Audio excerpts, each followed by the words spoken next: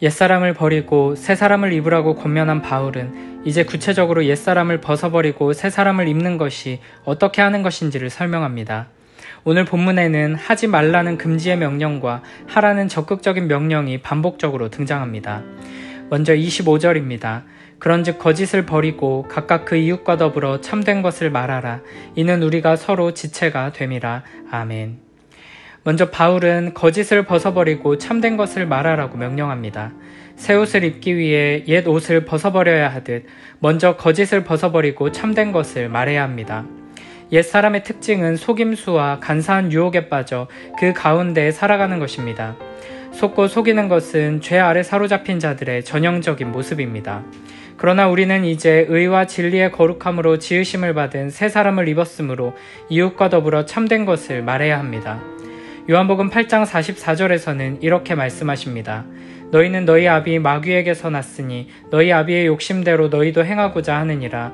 그는 처음부터 살인한 자요 진리가 그 속에 없으므로 진리에 서지 못하고 거짓을 말할 때마다 제 것으로 말하나니 이는 그가 거짓말쟁이요 거짓의 아비가 되었음이라. 아멘. 거짓의 아비인 마귀는 하나님을 떠난 자의 마음속에서 그 사람을 자기 종으로 만들고 거짓을 말하며 악을 행하게 합니다. 그러나 우리 하나님께서는 모든 길이 정의롭고 진실하고 거짓이 없으신 하나님이십니다. 하나님은 거짓을 만들어내지도 않으시고 거짓을 듣지도 않으십니다. 그러므로 우리는 거짓의 아비를 따라 거짓을 말하며 행할 것인지 정의롭고 진실하신 진리의 하나님을 사랑하며 참된 것을 말하고 행할 것인지를 결정해야 합니다.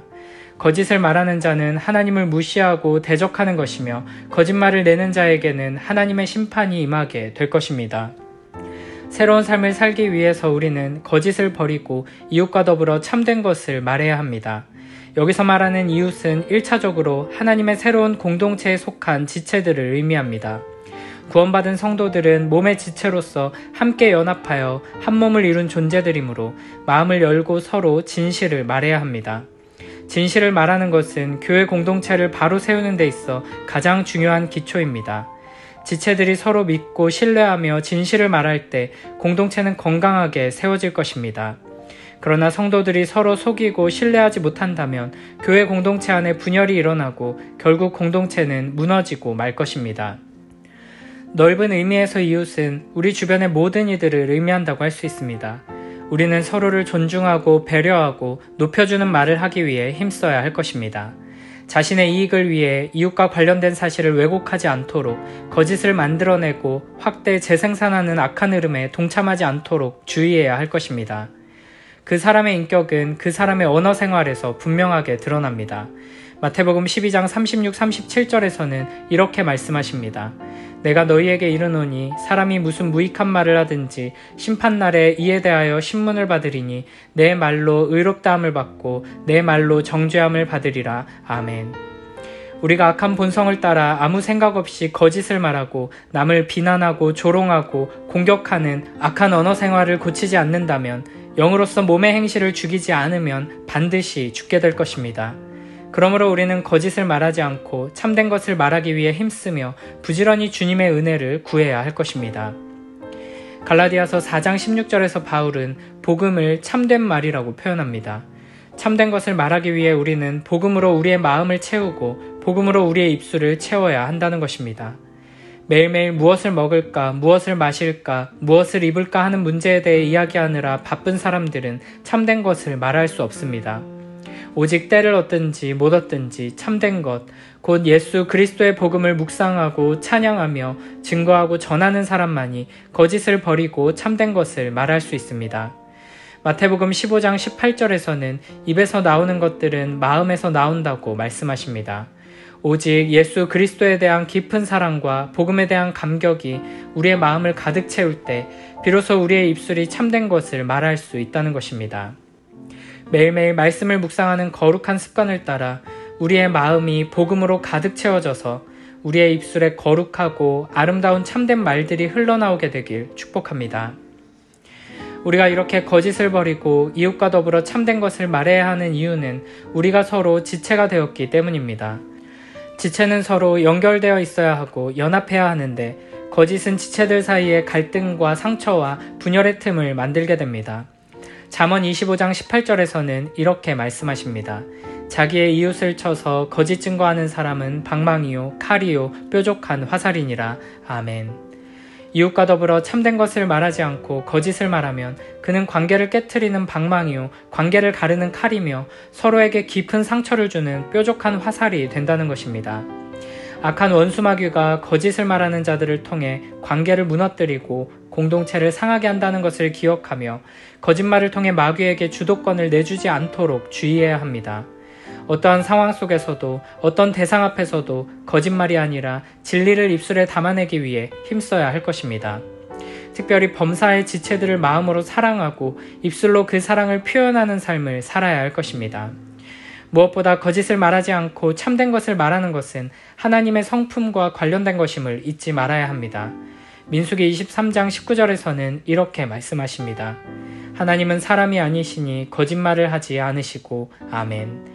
히브리서 6장 18절에서도 이렇게 말씀하십니다.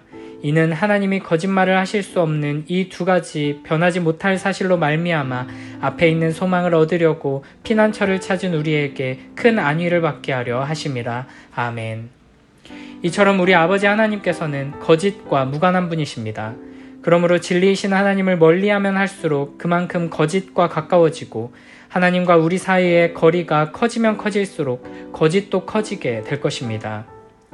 매일매일 진실하신 하나님을 더욱 사랑하며 진리의 말씀을 가까이 함으로 주님을 닮아가며 참된 복음으로 우리의 마음을 가득 채우고 입술에 가득 채우는 복된 우리 모두가 되길 축복합니다. 이어서 26, 27절에서는 이렇게 말씀하십니다. 분을 내어도 죄를 짓지 말며 해가 지도록 분을 품지 말고 마귀에게 틈을 주지 말라. 아멘. 우리는 이 땅을 살아가며 화가 나는 상황들을 계속해서 마주하게 됩니다. 화가 나는 상황들을 전혀 겪지 않고 평생을 살아갈 수 있는 사람은 아무도 없으며 그 어떤 상황 속에서도 절대로 화를 내지 않는 사람 또한 결코 존재하지 않습니다. 어떤 점에서 화를 낸다는 것은 너무나도 자연스러운 일입니다. 죄로 말미암아 타락한 이 세상 속에서 부패한 본성으로 살아가는 우리는 화를 낼 수밖에 없습니다. 물론 우리는 불의를 향해 의로운 분노를 품을 때도 있습니다. 하나님 나라를 위해 거룩한 분노가 일어날 때도 있습니다. 그러나 이와 같은 의분마저도 미움이나 증오심으로 이어지기 쉽다는 것을 기억해야 합니다. 그러므로 모든 화라는 감정에는 어느 정도 악의가 들어있다고 할 수 있습니다. 그래서 바울은 분을 내어도 죄를 짓지 말라고 경고합니다. 분을 내는 것 자체가 죄는 아니지만 분을 내는 것을 통해 죄를 짓게 될 수 있으니 주의해야 한다는 것입니다. 잠언 12장 16절에서는 이렇게 말씀하십니다. 미련한 자는 당장 분노를 나타내거니와 슬기로운 자는 수욕을 참느니라. 아멘. 마음속에 화가 일어날 때 그것을 참아내는 사람은 지혜로운 사람이지만 분노를 참지 못하고 그 분노가 나를 마음대로 조종하도록 내어주는 자는 어리석은 사람입니다. 분노가 우리를 주장하면 우리는 악을 행할 수밖에 없기 때문입니다. 분노는 결코 우리에게 선하고 의로운 길을 제시하지 않습니다. 그래서 시편 37편 8절에서는 이렇게 말씀하십니다. 분을 그치고 노를 버리며 불평하지 말라. 오히려 악을 만들 뿐이라. 아멘. 바울은 해가 지도록 분노를 오랫동안 가슴에 품으면 마귀에게 틈을 주는 것이라고 말합니다. 틈을 준다는 것은 마귀의 개입을 허용하는 것이고 나에 대한 지배력을 마귀에게 양도한다는 것입니다. 성도들이 화를 내고 풀지 않을 때 마귀는 그것을 개인의 삶이나 공동체 안에 싸움을 일으키는 기회로 사용합니다. 마귀는 화를 이용해 성도들 사이에 미움과 증오심을 부추기고 서로 다투고 싸우게 하여 교회 공동체의 하나됨을 깨트립니다.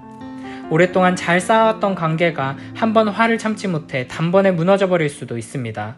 그러므로 마귀에게 공격의 기회를 주지 않기 위해 마음속의 화를 겉으로 표현하고 행동으로 옮기지 않도록 주의해야 하고 화를 냈다 하더라도 해가 지기 전에 풀어야 합니다. 분노가 우리를 스치고 지나가는 것은 문제가 되지 않습니다. 그러나 그것을 밤이 새도록 가슴에 고이 간직하는 것은 미련한 짓입니다. 야고보서 1장 19, 20절에서는 이렇게 말씀하십니다. 내 사랑하는 형제들아 너희가 알지니 사람마다 듣기는 속히 하고 말하기는 더디하며 성내기도 더디하라. 사람이 성내는 것이 하나님의 의를 이루지 못함이라. 아멘. 화가 나는 상황 속에서 화를 내지 않고 빨리 풀어버리기 위해서는 은혜가 필요합니다. 우리의 힘과 능력으로는 할 수 없는 일입니다. 그러므로 더욱 부지런히 말씀을 붙들고 우리에게 주신 은혜와 사랑을 묵상하며 겸손히 주님 앞에 서야 할 것입니다.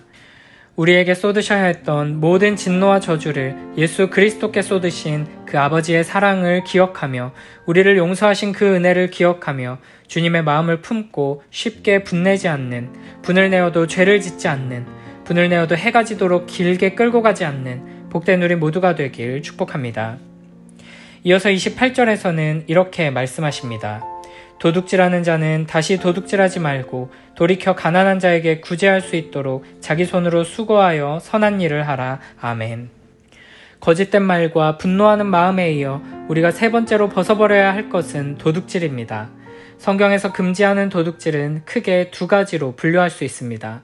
하나는 하나님의 것을 훔치는 것이고 다른 하나는 타인의 것을 훔치는 것입니다. 만약 우리의 몸이 하나님의 것임을 부정하고 그 몸으로 하나님께 영광을 돌리지 않는다거나 나에게 있는 모든 것이 하나님께서 주신 선물이며 하나님의 뜻을 위해 사용하도록 주신 것임을 알지 못하고 내 마음대로 사용한다면 그것은 모두 하나님의 것을 훔치는 도둑질이라고 할 수 있을 것입니다. 그래서 고린도전서 6장 19, 20절에서는 이렇게 말씀하십니다. 너희는 너희 자신의 것이 아니라 값으로 산 것이 되었으니 그런즉 너희 몸으로 하나님께 영광을 돌리라. 아멘. 그러므로 우리는 내가 가진 모든 것들과 나의 모든 삶을 다해 하나님께 영광 돌리기 위해 힘써야 할 것입니다. 또 한 가지 중요한 것은 성경이 타인의 소유물을 훔치는 도둑질을 금지하고 있다는 것입니다. 타인의 소유물 중에는 돈이나 물건, 땅과 같은 것들도 있고 생각이나 감정, 시간과 노력, 명예와 업적도 있습니다. 이 모든 것들을 불법적으로 내 것으로 가져오는 것은 모두 도둑질입니다. 타인의 물건을 훔쳐오는 것뿐 아니라 타인의 아이디어와 업적을 빼앗아오는 것도 도둑질입니다. 사용자가 노동자에게 일한 대가를 정당하게 지불하지 않는 것 또한 도둑질이며 노동자가 정해진 일을 성실히 수행하지 않는 것 또한 도둑질입니다. 타인의 감정에 상처를 주거나 마음을 상하게 만드는 것도 감정에 대한 도둑질이라고 할 수 있습니다. 바울은 단순히 도둑질을 금지하는 것을 넘어 가난한 자에게 구제할 수 있도록 자기 손으로 수고하여 선한 일을 하라고 명령합니다. 타인의 소유물을 건드리고 취하는 것만 도둑질이 아니라 나에게 있는 것들을 가지고 가난한 자들을 구제하지 않으면 그것도 도둑질이라고 할 수 있습니다. 왜냐하면 내가 가진 모든 것들은 하나님께서 나에게 주신 것이며 하나님의 뜻대로 사용해야 하는데 하나님께서는 이 모든 것을 가지고 이웃을 사랑하고 섬기라고 명령하시기 때문입니다. 그러므로 우리가 나의 모든 것을 가지고 이웃사랑을 실천하지 않는다면 그 사람은 결코 하나님을 사랑하는 사람이라고 할 수 없고 오히려 하나님의 것을 도둑질하는 사람이라고 할 수 있습니다. 마태복음 26장 11절에서는 이렇게 말씀하십니다. 가난한 자들은 항상 너희와 함께 있거니와 나는 항상 함께 있지 아니하리라. 아멘. 우리 주변에는 가난한 사람들이 항상 함께 있습니다. 그들에 대한 사랑만 있으면 얼마든지 구제할 수 있습니다. 문제는 우리의 마음에 그들을 향한 사랑이 부족하다는 것입니다. 이는 하나님을 사랑한다고 하면서 정작 하나님의 마음이 어디를 향하고 있는지, 하나님의 시선이 어디에 머물고 있는지에 관심이 없기 때문입니다. 바울은 단순히 너희가 가진 것 중에서 남는 것들을 욕심내지 말고 흘려보내라고 말하는 것이 아닙니다. 약간의 불편을 감수하고 이웃과 나누라고 명령하는 것이 아닙니다. 자기 손으로 수고하여 선한 일을 하라고 말씀하십니다. 가진 것 중에서 나눌 수 있는 게 뭐가 있는지 찾아서 나누는 수준이 아니라 나눌 것이 손에 가득 채워질 수 있도록 수고의 땀을 흘려야 한다는 것입니다. 우리는 이 땅에서 살아가는 동안 땀 흘려 일해야 합니다. 그런데 우리가 수고하며 땀 흘려 일하는 목적은 단순히 노후를 대비하기 위함이 아닙니다. 가장 중요한 목적은 하나님의 영광을 드러내기 위한 것인데 하나님께서는 하나님의 영광을 드러내기 위해 하나님의 성품을 나타내라 명령하시고 하나님의 성품을 나타내는 일로 가난한 사람들을 구제하라고 명령하십니다. 하나님의 나라가 거기에 있고 하나님의 영광이 거기에서 선포될 것입니다. 이것은 그리스도의 몸에 붙은 지체로서 우리가 마땅히 해야 할 일입니다. 주어진 삶의 자리에서 도둑질하는 것을 벗어버리고 자신의 유익만을 위한 것이 아니라 가난한 사람들을 돕기 위해 더욱 성실하게 일하는 복된 우리 모두가 되길 축복합니다. 열심히 손으로 수고하며 일하되 선한 일을 행함으로 하나님께 영광을 드러내며 보물을 하늘에 쌓는 복된 우리 모두가 되길 축복합니다.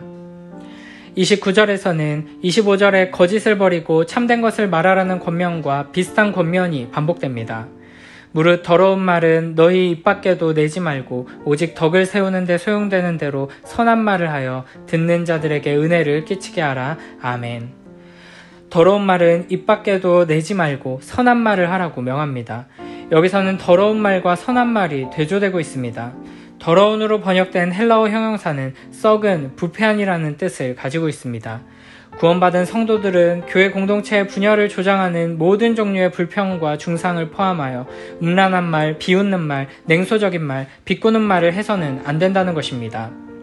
더러운 말은 아무에게도 유익을 주지 못하는 무익한 것이지만 선한 말은 그리스도의 몸인 교회를 세우는 데 필요한 말입니다. 선한 말을 하는 것은 듣는 자들에게 은혜를 끼치게 됩니다. 선한 말은 몸을 세우는 것이기에 유익한 것입니다. 바울은 성도들이 하는 모든 말은 교회를 세우는 데 초점이 맞춰져야 한다고 권면합니다.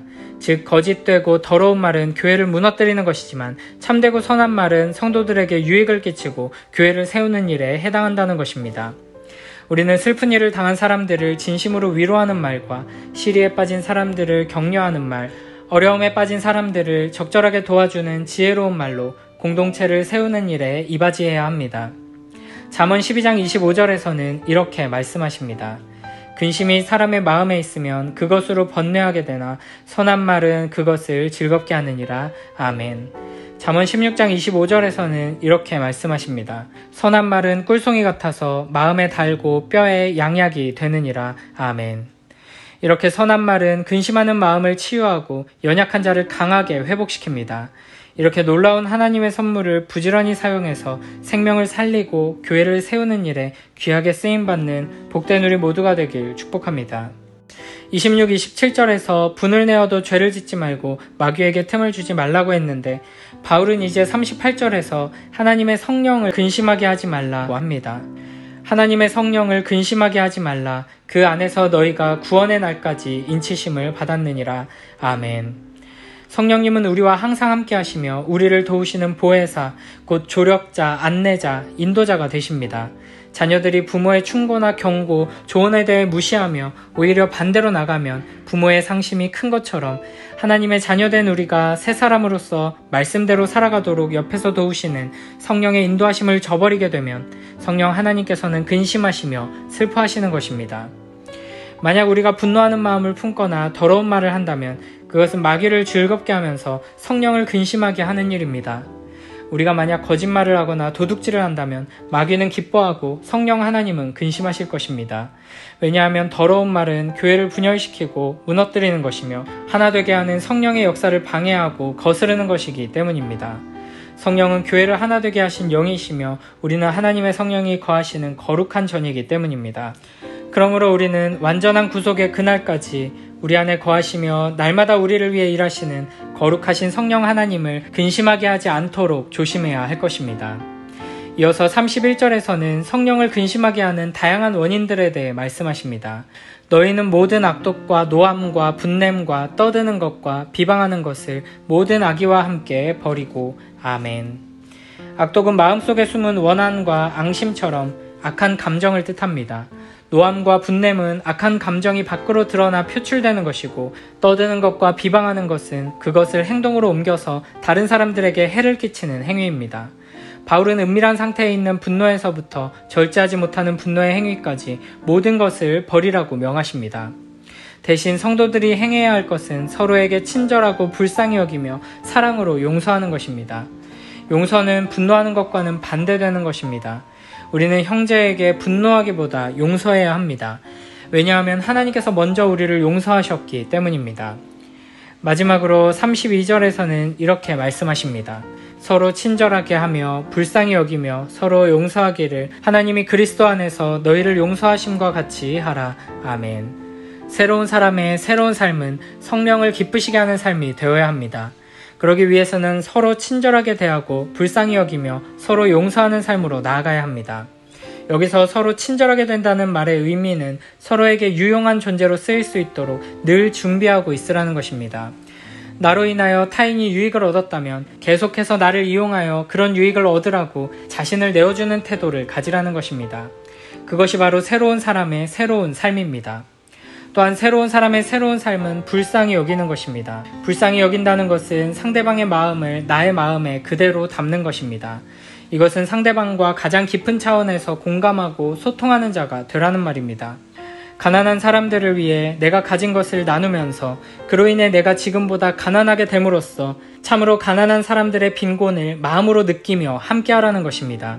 슬픔에 잠긴 사람들과 함께 슬퍼하고 함께 울며 그들의 슬픔을 우리 마음에 그대로 담아내라는 것입니다. 아픈 사람들을 위해 불편함을 감수하고 그들의 아픔이 느껴질 정도로 그들을 섬기며 함께하라는 것입니다. 외로운 사람들을 찾아가고 그들과 시간을 보내면서 그들의 마음을 우리 마음에 그대로 담아내라는 것입니다. 또한 새로운 사람의 새로운 삶은 서로 용서하는 삶입니다. 우리는 예수 그리스도의 무한한 용서를 받은 사람들입니다. 이 놀라운 하나님의 용서가 우리의 용서의 근원이며 본입니다. 그러므로 우리는 어떤 상황 속에서도 모든 사람을 기꺼이 용서할 수 있습니다. 만약 우리가 용서하지 않는다면 그것은 하나님의 사랑이 무엇인지 모른다는 뜻이고 하나님의 용서를 경험하지 못했다는 뜻입니다. 하나님께서 우리를 그리스도 안에서 용서하신 것처럼 용서할 때 우리는 하나님의 사랑을 선포하는 증인으로 살게 될 것입니다. 거짓을 버리고 진리를 말하는 것, 분을 내어도 해가 지도록 마음에 품지 않는 것, 도둑질을 금하고 가난한 자들에게 구제하기 위해 수고의 땀을 흘리는 것, 더러운 말을 버리고 은혜를 끼치는 선한 언어를 사용하는 것, 성령을 근심하게 하지 않는 것, 모든 악독과 노함과 분냄과 악의와 비방을 버리는 것, 서로 친절을 베풀고 긍휼히 여기고 용서하는 것, 이 모든 것들은 태초부터 인간에게 디자인된 본래의 삶이며 동시에 거듭난 우리에게 요구되는 새로운 삶입니다. 이 모든 말씀을 삶으로 살아내며 주님의 영광을 드러내는 복된 우리 모두가 되길 축복합니다.